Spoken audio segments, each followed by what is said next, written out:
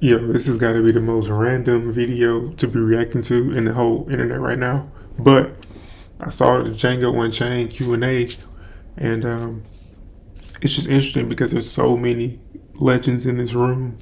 So I thought it would be worth the time to putting on this content. Thank y'all for watching, man. Like the video. Let's get into it. I want you to talk about this, the psychology of this character. It, to me, is maybe the most interesting character in the film, and the sort of the relationship that he has both to Calvin Candy, but also to the other slaves, and this sense of Relationship. this small power that he's holding on to. Small power?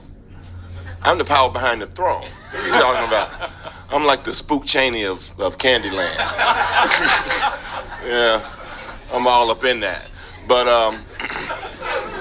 you see, when I got it, what? You knew that. You knew that. Same thing we said at the rehearsal table all day. Exactly. It's what it is. You know, to tell this story, you have to have, that particular character, especially if it's in this setting. So when I got the script from Quentin, he just called me, told me he wrote a Western. He wanted me to read Stephen. I complained about being 15 years too old to be Django. And I was done with that. And then when I read the script, I called him back and said, so you want me to be the most despicable Negro in cinematic history? And we were both kind of like laughed together and said, yeah, let's get on that. And not only was that a great artistic opportunity and to create something that was iconic.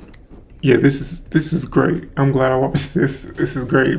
Back chorus and obviously Leonardo. We got Jamie Foxx, but yeah, he was for sure very despicable. He was too good at it. You know what I mean? He was a little too despicable. You know what I mean?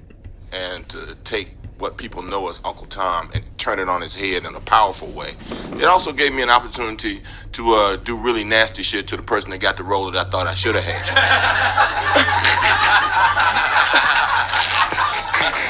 Payback's a bitch. Yeah, it is. And it was written beautifully that way, so I could do that. But to tell this story, you have to have that guy. And I mean, Stephen is the freest slave in the history of cinema. He has all the powers of the master and literally is the master during the times and most times when Calvin is off Mandingo fighting. He makes the plantation run. Everybody on that plantation knows him. Everybody on the plantation fears him. He has a feeble persona that makes people kind of disregard him in an interesting sort of way. Even though they fear him, they kind of think he's physically not able to keep up or do things, but he's around. We used to refer to him as the Basil Rathbone of the antebellum South, and that's what we tried to do. But I wanted to play him honestly, and I wanted everybody to understand that when Django shows up, that's a Negro we've never seen before. Not only is he on a horse, he got a gun, and he speaks out. And the first thing I have to do is let all the other Negroes on the plantation know that's not something you can aspire to. So let me put him in his place as quickly as I possibly can. And I wholeheartedly embrace that. Yeah. Well, one of the things that really needs to be taken into account, we know, because we have historical perspective, that slavery is on its way out. It's 2 years before the start of the Civil War. They don't know that. They have to think that for at least the next 150 years, at least, this is the way it is. Right. There is no end in sight. All those Northerners, those bleeding hot liberals can say anything they want, don't mean nothing down here. They don't understand us, and ain't nothing gonna ever changed. Now, even at the end, you hear me saying, there's always gonna be a Candyland. This ain't going away. This is here to stay. Leo, this is the first film you've been in quite a long time where... I'm not going to overly do it, but just having that insight from the perspective of Jamie Foxx, Samuel L. Jackson, understanding what that role meant and what the detriment of it was, but still being able to be fully embarked into this character and creating this other world. You know what I'm saying? Just having that context of understanding what's going on in the world is important too. and what it takes to be a great actor like this. You have to strip anything, maybe even how you feel. Like I said, that's a despicable role, but that's the story needed that for Django to be Django. So you need that character has to exist. But yeah. You're not the only name above the title, and it sucks. And It's very uncomfortable for all of us. where you are one of, although perhaps not the biggest villain of the piece, as Sam was just saying. Can you talk a little bit about what made you want to take on this role? Well, I mean, obviously, Mr. Tarantino here was a major factor, but you know, we all read the script. There was a sort of buzz about this script around for a while, and people were talking about the next Tarantino movie that was about to come out, and the fact that he tackled this subject matter like he did with sort of Inglourious Basterds and recreated his own history, and tackled something as hardcore as slavery, and combined it with the genre of having it be this crazy spaghetti western feel to it with this lead character that sort of obliterates the cankerous, rotting South was completely exciting, and he wrote this incredible character, and as soon as I read it, I was incredibly excited.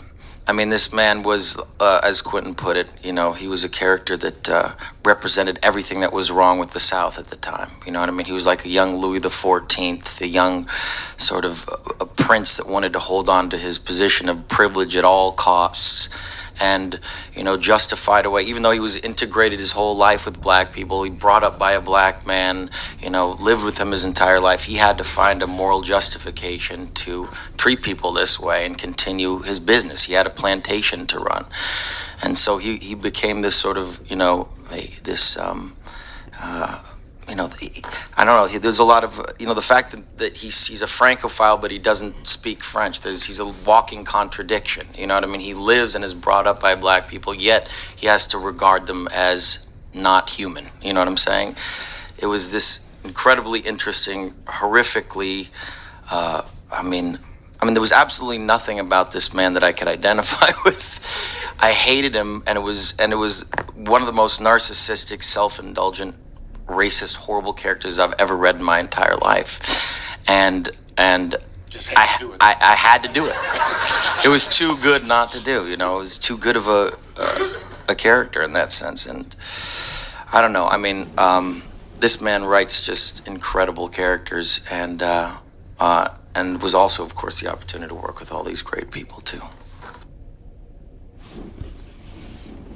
Okay. All right, YouTube. So that's all we got. There's supposedly a longer one that's 40 minutes long, maybe on another day. But all I can say is, man, this movie was classic, and it was based upon the writing, the characters, the choice of the characters they chose. So I saw a lot of it being great cinema. Yeah, but thank you guys so much for watching. Like the video, subscribe. I'm out. We're gone.